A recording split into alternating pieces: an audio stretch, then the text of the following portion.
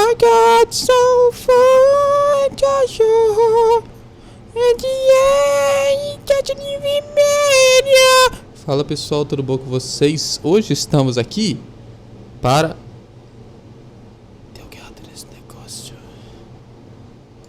Hoje estamos aqui para ver um vídeo do Ryan Red, Fobias. Vamos nessa. Deixa eu te perguntar uma coisa. Pergunte. Você tem alguma fobia? Recentemente eu tive bastante... poxa, Deixa eu te perguntar uma coisa. Você tem alguma fobia? Recentemente eu tive bastante tempo pensando sobre esse tópico, até porque foi só como uma... do nada de querer falar sobre isso. E essa parada, inclusive, é um tópico que eu acho que muita gente já, pelo menos, já pesquisou, já procurou alguma coisa sobre. E a realidade é meio que difícil de você distinguir exatamente o que é um medo de uma fobia. Todo mundo tem medo das coisas, mas a diferença entre uma fobia e um medo é que, geralmente, uma fobia não tem exatamente uma explicação do porquê que ela é assim. Quando você sente medo de uma coisa, geralmente porque essa coisa tá ameaçando diretamente a sua segurança e a segurança de quem quer que seja que esteja do teu lado. Em outras palavras, ela quer te matar. Porém, uma fobia, no caso, é um medo de uma coisa que não necessariamente tem uma explicação certa do porquê. Imagem de um fundo de um oceano, de um lugar abandonado, de um pedaço de metal encalhado no oceano. Nenhum desses exemplos são perigos que você realmente corre, mas algumas pessoas em específico conseguem sentir esse medo se construindo de diversas formas diferentes. E na verdade é meio horrível e horripilante. Existem várias mídias no nosso mundo que exploram esses sentimentos de medo que geralmente são feitos por fobias e usam disso no favor para te causar medo, ou para às vezes te colocar no lugar de alguém que sofre isso. Fobias estranhas, fobias exóticas, fobias. O mundo é cheio dessas paradas e eu acho que não tem jeito de eu explicar melhor o que geralmente é uma fobia que falando sobre uma das mais comuns e mais interessantes. Qual?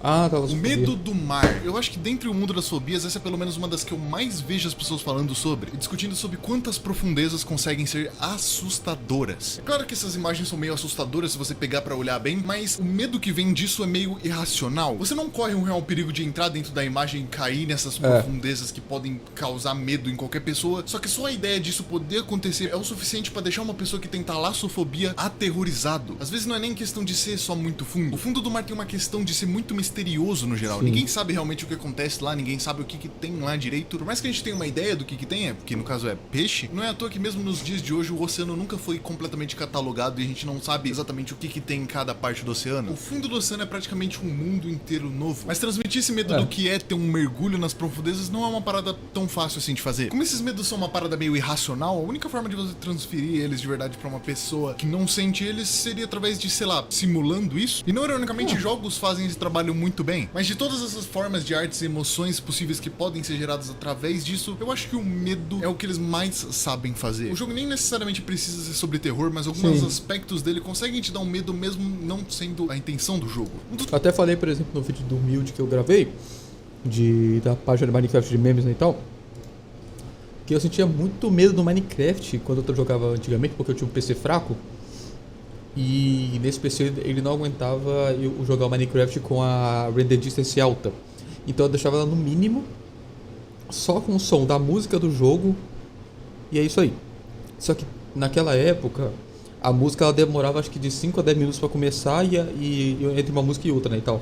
5 a 10 minutos ela começava a música, aí parava, ficava um tempo em silêncio, aí voltava a música. E nesse tempo em silêncio era eu andando numa floresta sem ver 20 blocos na minha frente, sabe? Era muito pequeno o negócio, era extremamente fechado. Eu não sabia nada que ia acontecer em volta, assim. Depois do primeiro susto que eu tomei, que foi com uma vaca, que ela, do nada, ela tava andando tava andando na floresta, assim, sem ver nada, assim. Eu acho que era uma floresta de planície, alguma coisa assim. Aí, eu do nada andando, assim, e aí eu acabei tomando um baita susto nisso. E então eu decidi, nesse momento, dividir a minha tela. Metade Minecraft, metade um vídeo qualquer pra eu conseguir ver sem sentir medo.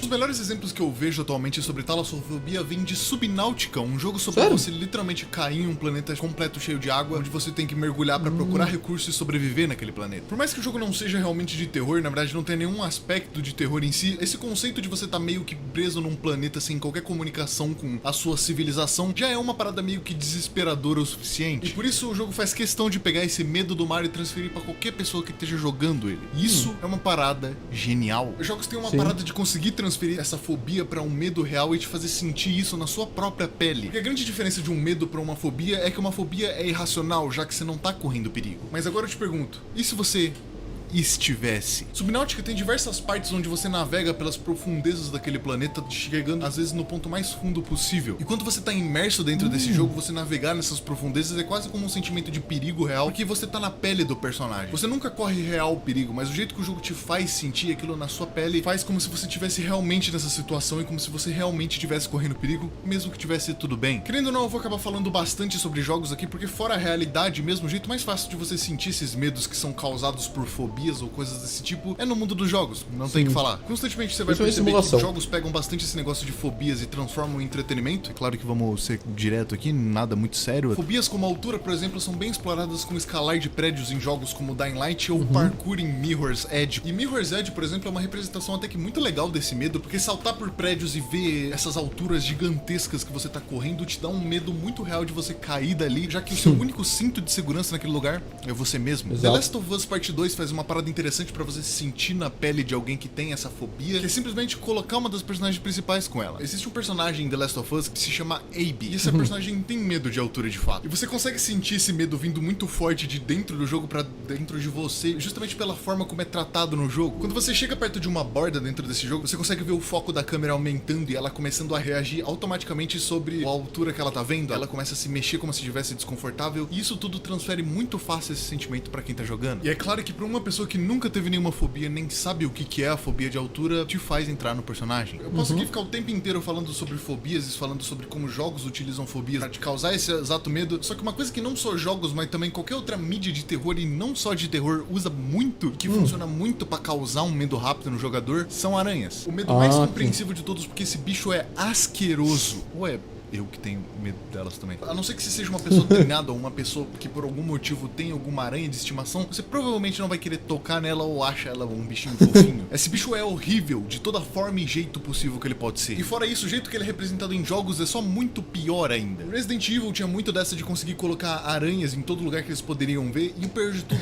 eram aranhas gigantes. Existe até um boss que é uma aranha gigante completamente realista, e é realista porque é assim que funciona melhor. Aracnofobia é uma fobia mais comum que tem, eu acho que é a mais compreensível, afinal. A primeira fobia é extremamente social. perigoso no nosso mundo real, e transferir isso pra um medo é completamente plausível. E é por isso que parece que aranhas sempre são meio desconexas em jogos que tem elas, porque elas nunca fazem parte de universo nenhum, elas fazem parte do mundo real. Você realmente não precisa fantasiar muito sobre ela ou mudar muito ela pra tornar ela uma coisa assustadora. E na verdade, isso é até pior. Se você pegar, por exemplo, essa pessoa que fez um vídeo reagindo a coisas que poderiam causar aracnofobia nela e mostrar a cena dessa aranha bizarra com esse olho bizarro nas costas, não é o fato de ter um olho gigante humano numa aranha que faz aquilo lá ser bizarro e ser amedrontador. São as outras características que não são nem um pouco fantasiosas. O que faz esse bichinho aqui talvez um dos bichos mais universais do mundo dos jogos é que não importa o jogo, não importa o tema, não importa como elas apareçam, e sempre que você vê esse bicho de 8 patas andando por aí, mesmo que não seja muito perigoso, ele sempre vai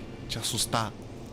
Nictofobia, medo do escuro. Esse é provavelmente um dos medos mais infantis dessa lista, eu acho. Só que muita gente confunde esse medo porque o medo do escuro, o medo da escuridão, não é aquele medo que você tem quando você é criança e você não quer andar sozinho no escuro da casa. O que a gente tá falando aqui é o medo da penumbra. E ainda mais de se algo existir na penumbra. Esse é um medo até que muito interessante, porque ele não vem só do ambiente escuro, e sim o que...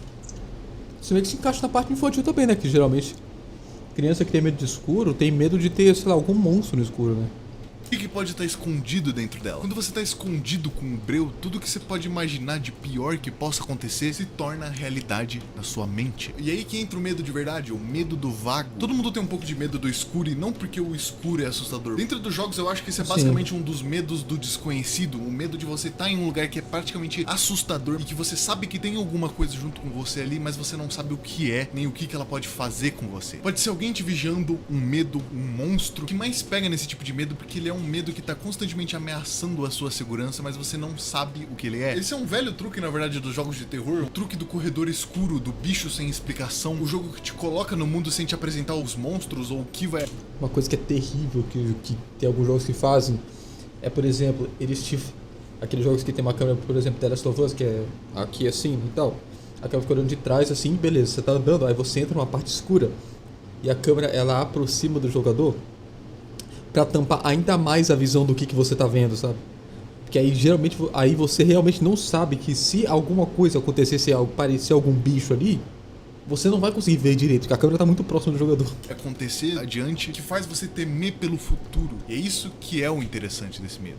Muito do terror usa de fobias pra te fazer sentir realmente esse medo. E é mais interessante você dar uma boa olhada e você consegue ver quanto que os medos irracionais conseguem ser transmitidos pra medos racionais e isso ser explorado e utilizado no mundo do terror. E eu acho que muito do trabalho de você conseguir transferir esse medo e transferir esse terror pra pessoa que nunca teve nada desse tipo é justamente a parte da imersão de jogar esse tipo de jogo. Os jogos também não usam só fobias pro terror e pra dar medo em pessoas, como também usam pra tratar fobias através de terapia de exposição em VR. Jogos como, por exemplo, Half-Life já foram até atestados que eles podem sim acabar tratando esse tipo de fobia se você for exposto da forma certa. E isso é uma parada muito interessante. É claro que esse tipo de tiro pode muito bem sair pela culatra, até porque terapia de exposição é sobre você expor pessoas aos próprios traumas delas, só que de uma forma pra não poder dar merda, só que ainda assim pode ser efetivo. Enfim, o mundo das fobias é muito maior do que esse vídeo. É aquela velha história de se você quer superar seu medo, você enfrenta, né?